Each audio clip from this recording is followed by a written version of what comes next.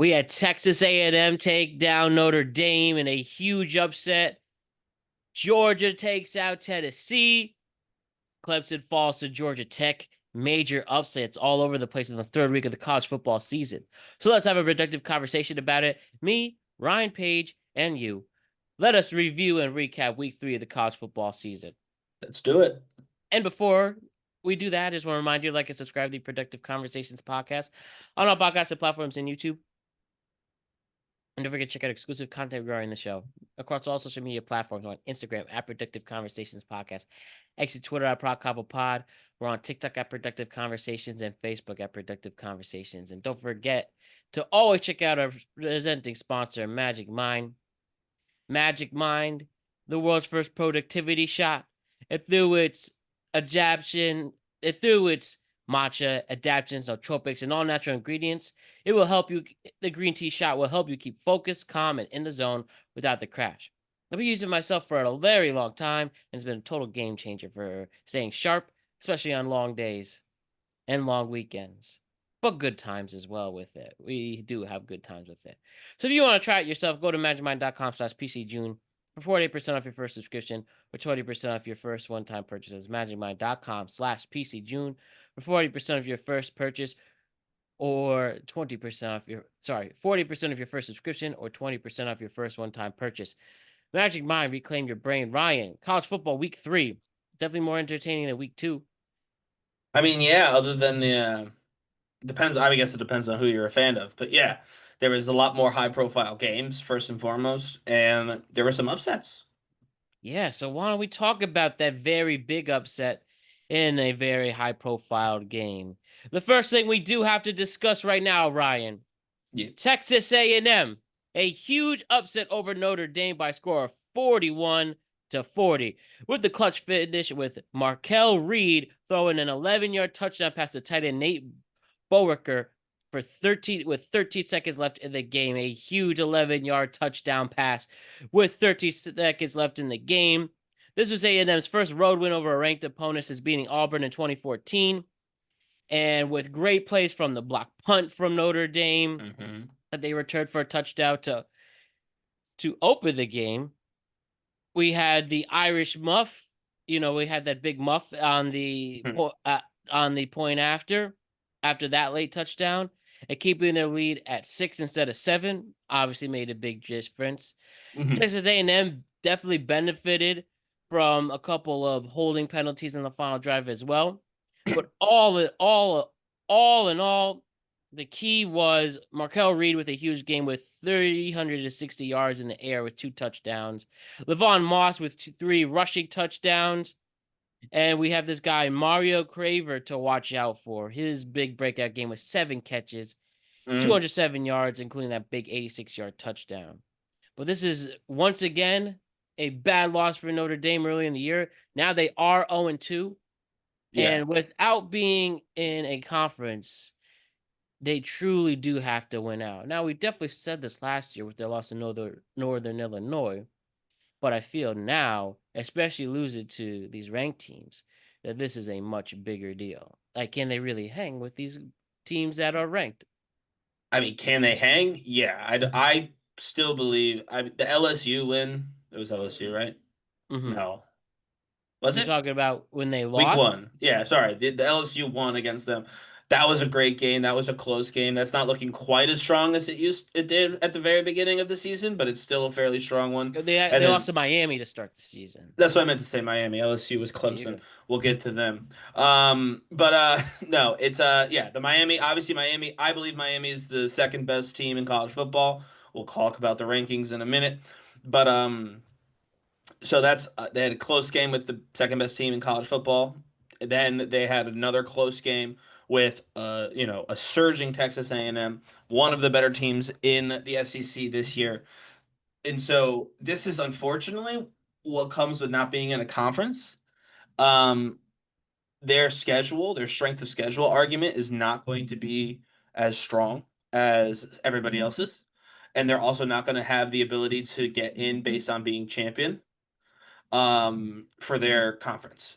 Whereas that gives 5 teams an automatic in that they're not eligible for. And so two losses, I think could, depending on how everybody else does, eliminate them from the playoffs, but I don't believe it's because they're not good enough to be a playoff team. I think they've shown that they're a very good football team. It seems like their big problem is closing. You know what I mean? Like they were fine throughout the entire game, just got to the end, and Texas A&M was able to keep it together and score on them. So that missed 2 point conversion, not great.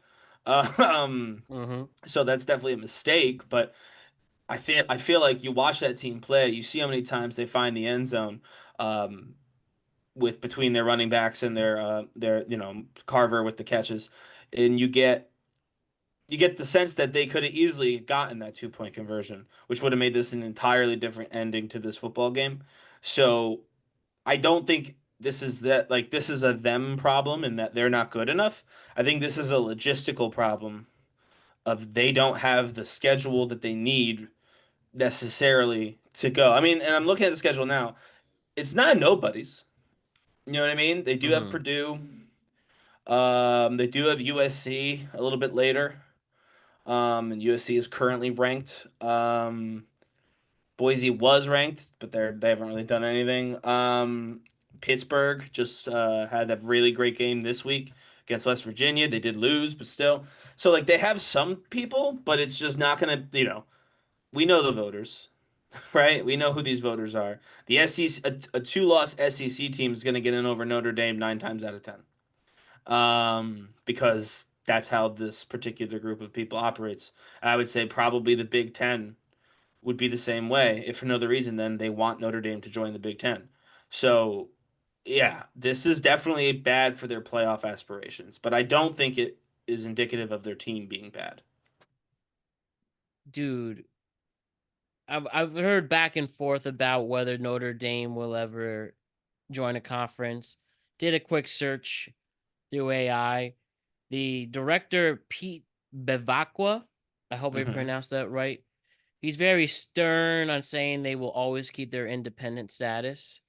There Right. were rumors that they might join the Big Ten or SEC if either conference could push for an expansion for the college football playoff and bring to 16 teams.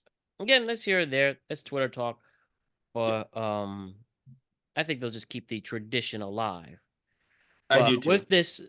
with the schedule moving as you mentioned, though, I think that's the one thing that can help them in their advantage. They'll just have to destroy these teams too, if anything. Yeah. And I just don't see an offense in these last 2 weeks that can run away with that, or their offense can run away with the game. No, they've had two close losses, so I think what we know is they can keep it close, but I don't think we can assume that they'll blow anybody out, which would be very hard for them to get in the playoffs without some pretty big blowouts against some pretty decent teams like Pitt, USC, etc. Definitely, definitely. But did you also see the um Coach Elko actually throw a chair I did, during the yeah. game? Pissed. There was, and this was well after the chair throw. The chair throw was fairly early in the night, actually. Hmm. Which that never great when you start early. They were like trying to fight each other earlier, and the teams were getting at it at some point, which is Yeah. abnormal for Notre Dame. But The irony of the Catholics and convicts that they had in earlier this season, that game in yeah, the 80s. yeah, I exactly. think that's Um, generational changes right there. yeah, Gen exactly. Z getting mad. But Even though they're Catholic boys, allegedly. allegedly, some of them. No, but I think what I would thought was going to happen was there was a part of the game where the ball moved back like 16 yards and then forward 10, and it went from like fourth down to first down, and it was just the ball never moved. It was all the referees calling penalties on both teams. There was like 4 or 5 penalties in a row on both teams. Kept sending them back, restarting it to 1, and I thought Coach Elko was gonna hit the referee because there was literally, like I said, there was like 5 whole calls that moved them around the field without anyone snapping the ball. So yeah, he was fired up. Hmm. He was fired up. Georgia Bulldogs are very fired up this week as well. A Mm. big win over Tennessee in overtime. After Tennessee missed their 43-yard field goal with 3 seconds left in regulation, the game went into overtime. The Tennessee kicker kicked a field goal in the first overtime period, made it Mm. 41-38. Then Georgia answered with a 1-yard touchdown with Josh McCray to win it, all in all. And Tennessee had multiple leads over Georgia during the second half. And Tennessee's offense made big plays throughout. In fact, I was very surprised on how they kind of led it. It just like was a matter of Georgia having more possessions. But Yep. despite the mistakes, the penalties, and the letdowns, Georgia found a way to respond each and every single time. And their run game was a big factor in this Mm-hmm. game. But Georgia now has a 9-game week over Tennessee, and they really made it a big statement victory. I think the first time in a couple years. Yeah, I mean, but question for you though, in all seriousness. So we watched that game. We saw how the game played out, not just who won. Like obviously the end result is important, but we saw how the game played out. To me, they're 3-0. They're rightfully, in my opinion, or they should rightfully be the top of the SEC. I know LSU is currently ranked above them for some reason, but they seem gettable. You know what I mean? Mm-hmm. When you look at the SEC teams that are with them, the real ones, because Texas is being propped up ridiculously, but you got LSU, you've got Oklahoma, you've got A&M, Oakland. you kind of have Ole Miss. Alabama didn't look horrible. Tennessee obviously got close. And those last two are one-loss teams, but still, it's like Georgia doesn't feel like it's completely outclassing those teams. And I mean, I think we saw with Tennessee that it doesn't completely outclass those teams. That Tennessee almost won that game. Had the field goal gone in regulation as opposed to in the first possession of overtime, Tennessee wins that game, and we have a totally different conversation wondering who is actually at the top of the SEC. So I think I mean, again, statement win. It definitely puts them as the team to beat, but they seem beatable to me. And I don't, if you disagree, I would love to hear your thought on that. I think so too. I mean, yeah, Georgia has, I think, been very criticized in the regular seasons, like Mm. the past 5 years of really playing some lousy teams, not Yeah. being tested at all. And whether they go, they had these close games with Bama in this time in this Hmm. in college football playoff when it was 4 teams and stuff. We can't really measure how good they are, and obviously they can hang when it matters the most, but Hmm. it's the consistency that That seems to be their actually wins. superpower, right? Yeah. Is hanging in the tough game. But I Yeah, don't and know. they usually don't cover or run away with it. So Hmm.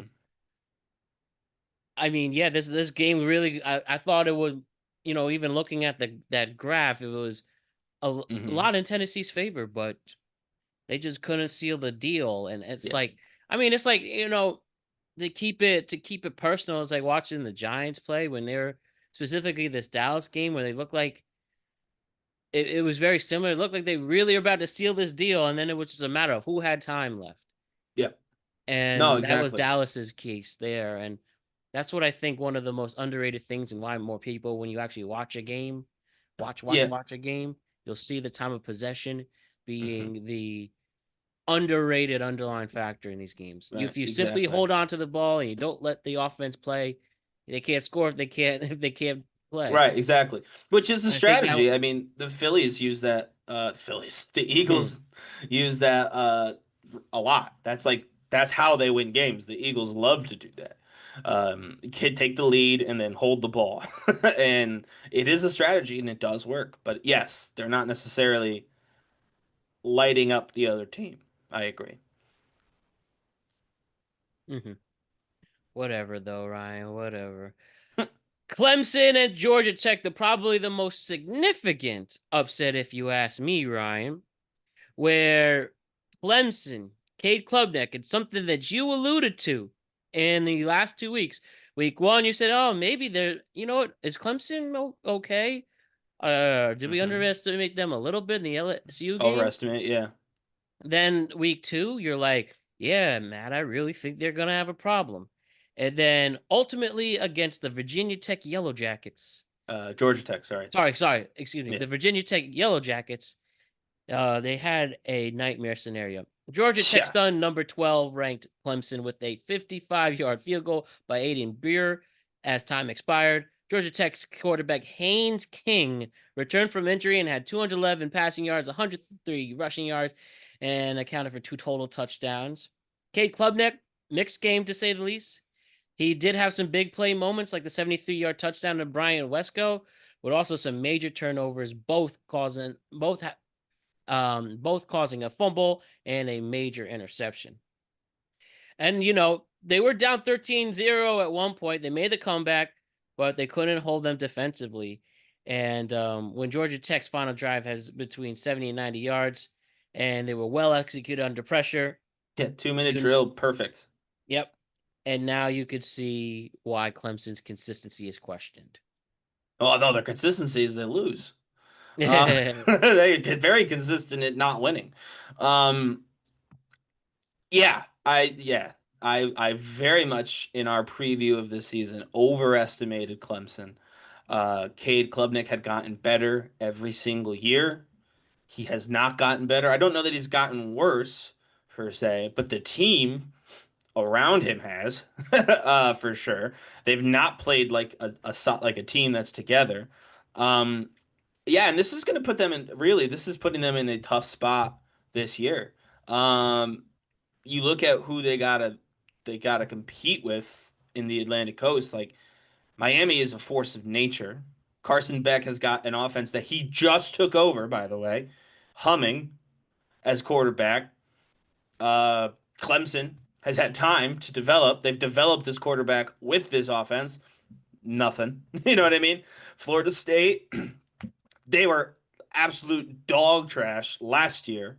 Now they're 2-0. You know what I mean? Like they got all these teams that they have to be better than Georgia Tech and Haynes King specifically. That kid, wow. I don't know if you've watched anything. Like they were interviewing him before what was it? On College Game Day. They were interviewing Mhm. him and he did the interview while warming up. Yeah. So he was throwing passes and whatnot, and he was just mic'd up talking to Nick Saban while he was warming up with the team.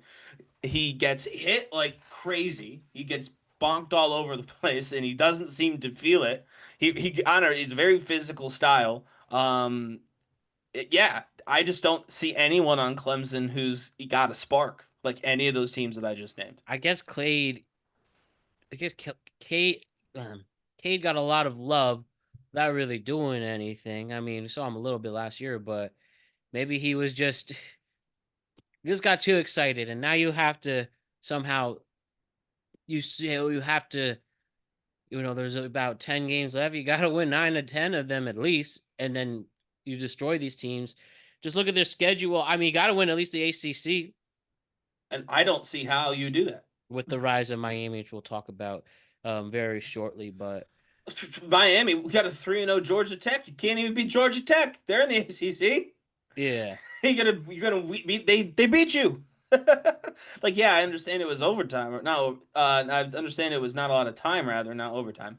But it's like yeah, they beat you, and Yeah, you their get that you lost your defense conference, the conference record.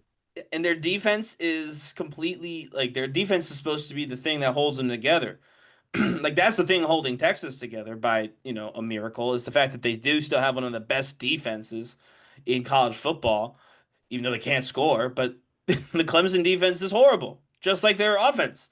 And it's not even that they're horrible. There's just nothing. There's no spark anywhere. They've got no playmaker. I would say on the Clemson team, Hmm. there's just nothing. Yeah, definitely. And we'll see. Dabo Sweeney's been there a long time. Did give him a national championship. Maybe this He combo did. is for later on, but he's had definitely some down years. Maybe it's just time for a change. Yeah, he'd be great on great in the booth somewhere. I'm sure of it. I agree. Ryan, in the biggest game in the CW Network's history, we had the University of Miami take on the University of South Florida, for those who are upset. We called it Southern. South Florida. Hope you all Hmm. feel better about that. And it was just they destroyed them, Ryan. Miami Yeah. dominated from start to finish. They won 49-12. At halftime it was 28-6.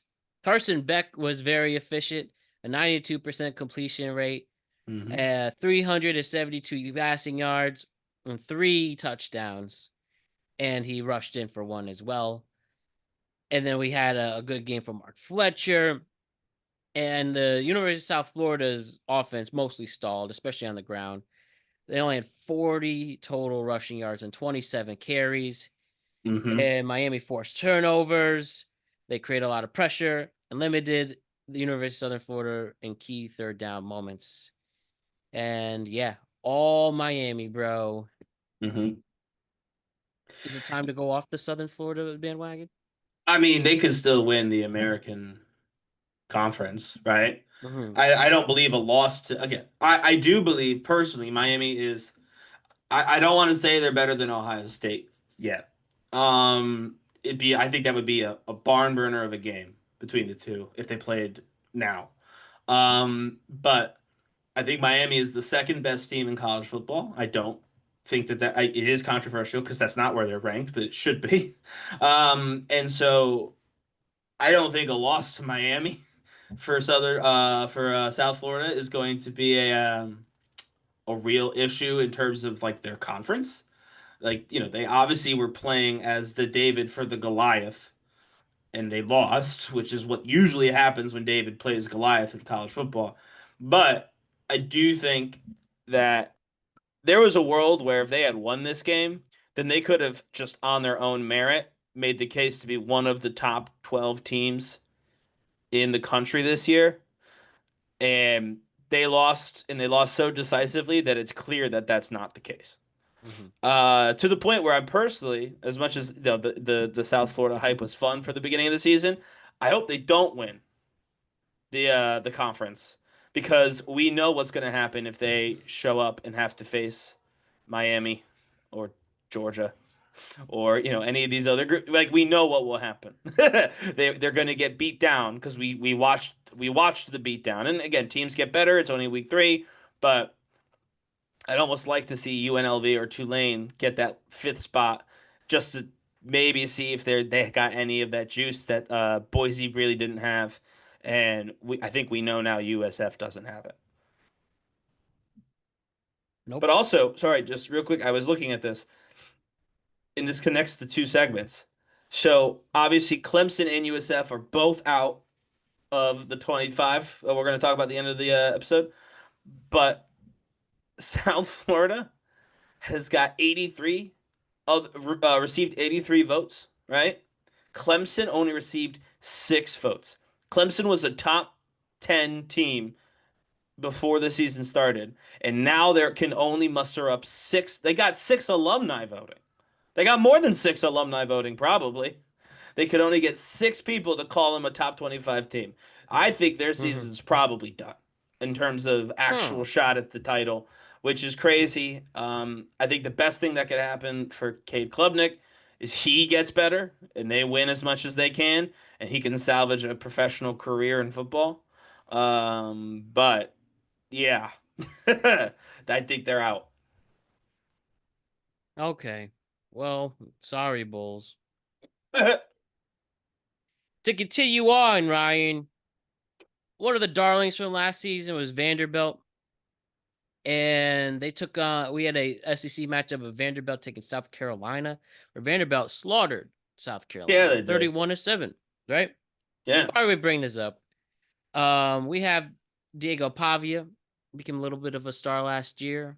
He threw a couple of touchdowns. The defense forced 3 turnovers on South Carolina.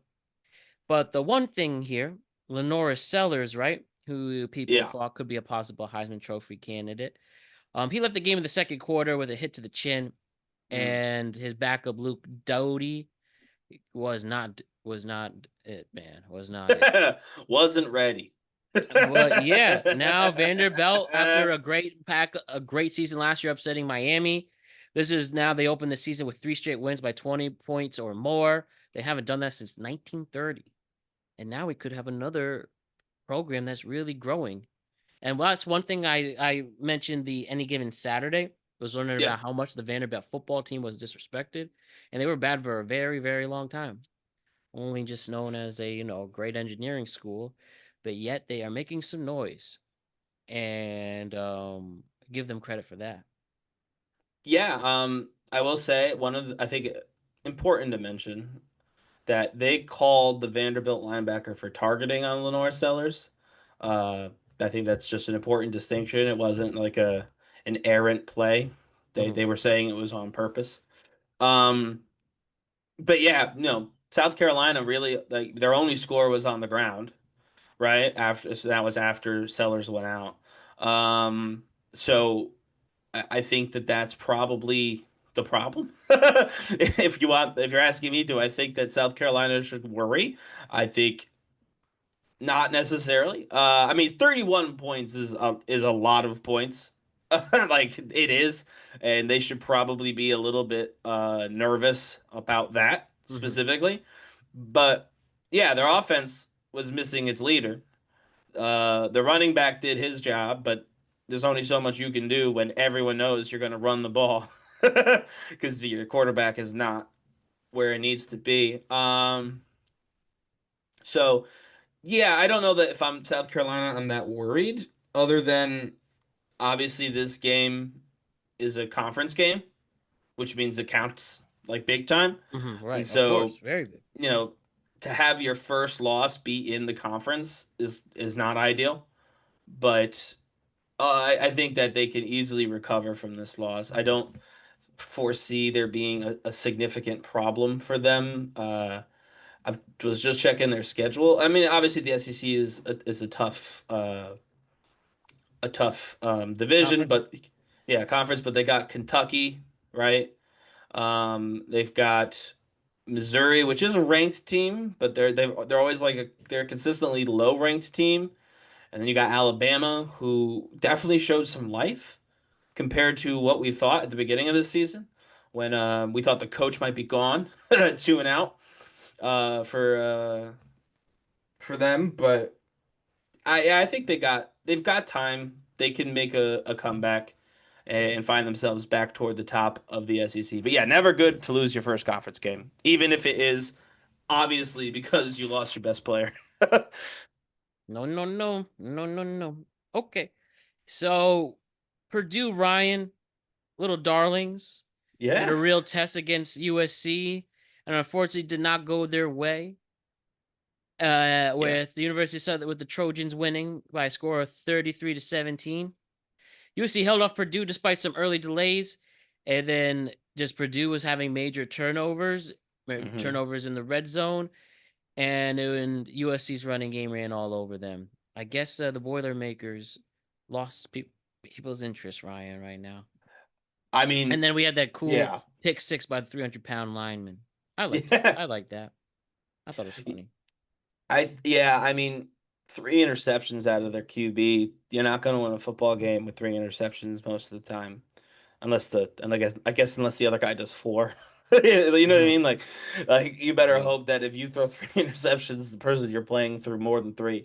Um, and yeah, the carries, it was almost double in terms of carries between the top carrier on USC and the top at Purdue. So they just got outscored realistically, which happens. Again, they were kind of playing with like, what's the expression?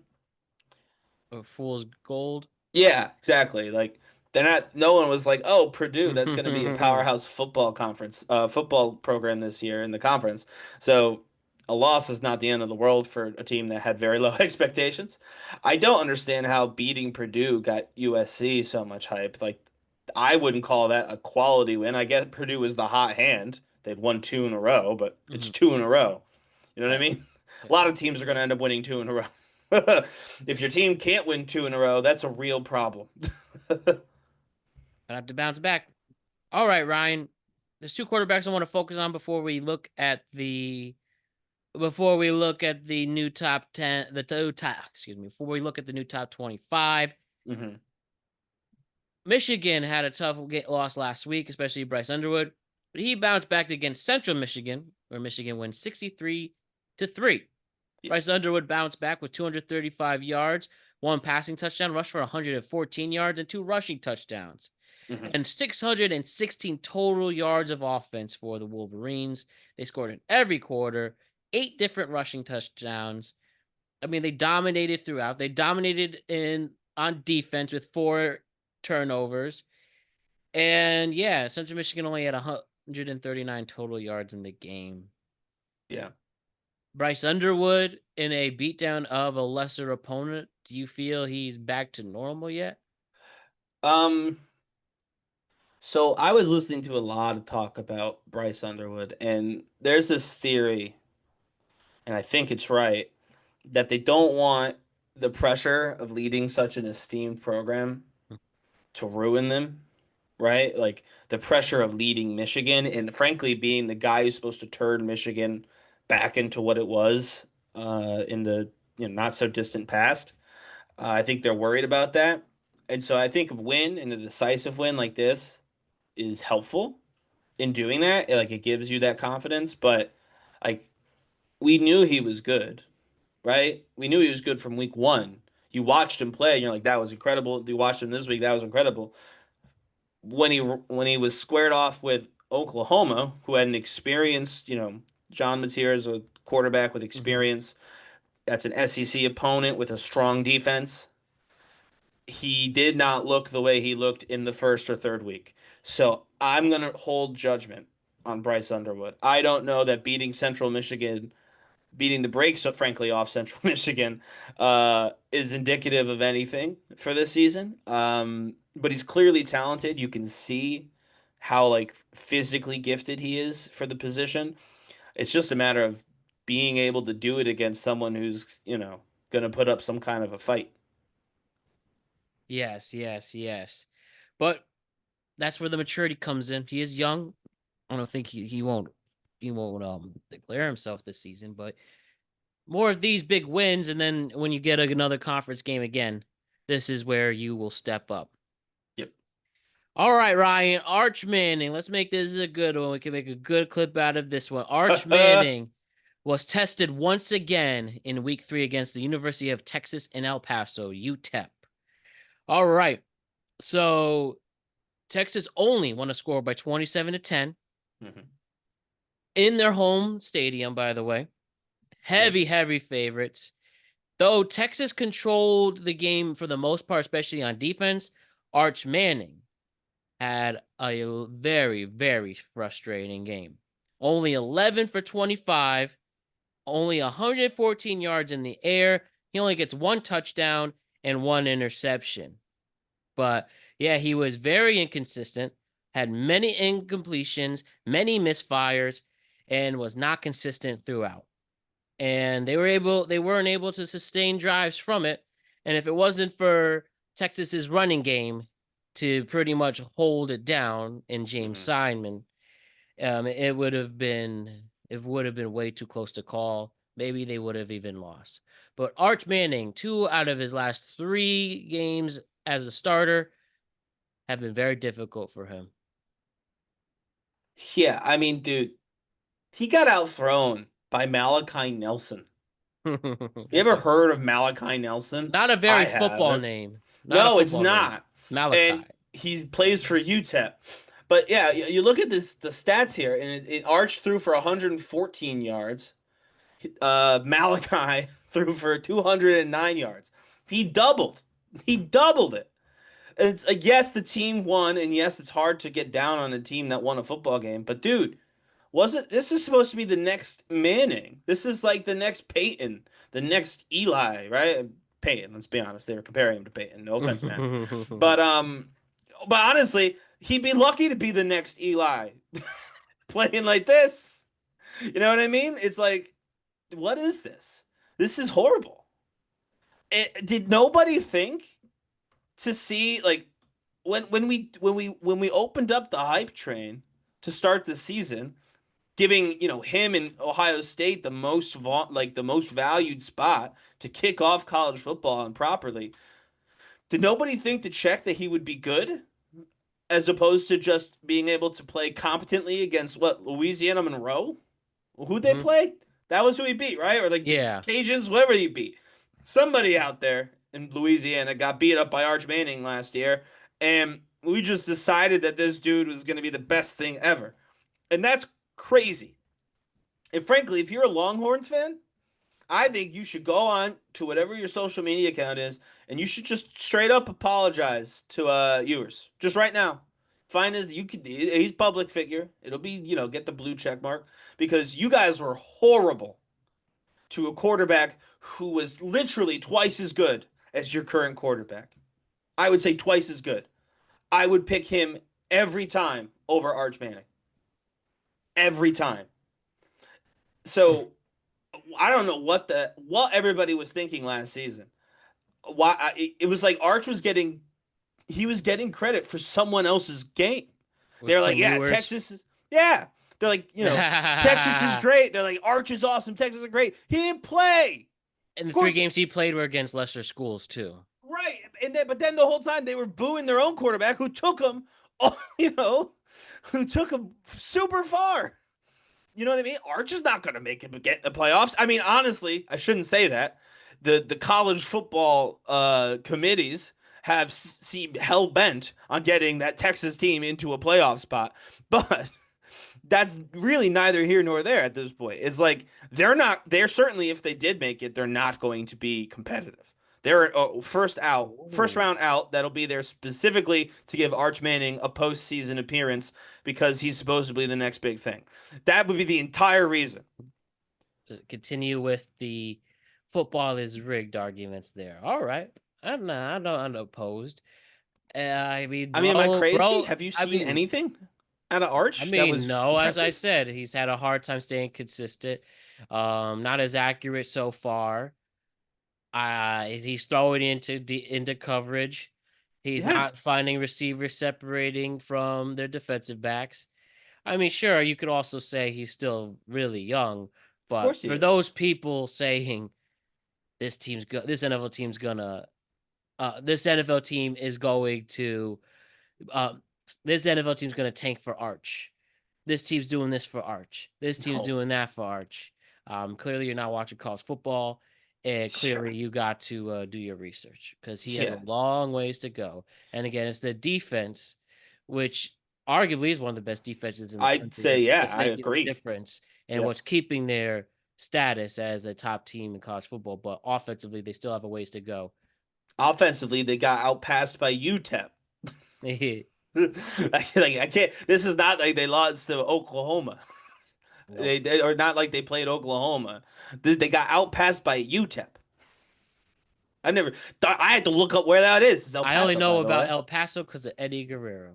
Yeah, That is that's what a I'm saying. thing. It's in El Paso. I don't even know. Are they the miners, right? Because they got the pickaxe. I think so, yeah. I learned all of this watching this atrocity of a game, by the way. I didn't know who these people were. I thought they were in Utah. Because it sounds like Utah. UTEP, Utah. No, it's Texas. Oh, Arch. Oh, Arch. All right, Ryan, let's check out our top 25 this week. Let's Yep. see what changed. Notre Dame drops big. They went from 8th to 24th 24. after their 41-0 loss. And now they're the first 0-2 team to remain in the top Yeah. 25 I since 88. I did not like that specifically, and I understand. Hence why that it'll help them not being associated with the conference. Yeah, again, quality losses as well. Obviously, if these are the only two losses, they'll find their way back up. But yeah, I think this week, if you have no wins, you ought not be considered one of the best teams because there are more than 25 teams with wins. There are, frankly, more than 25 teams with no losses. So it's Yeah, like right? you really ought to own, like, Mississippi State. I believe they're undefeated right now. After that upset with Arizona, like there are people who could be in that spot and probably should be in that spot. My opinion. I agree.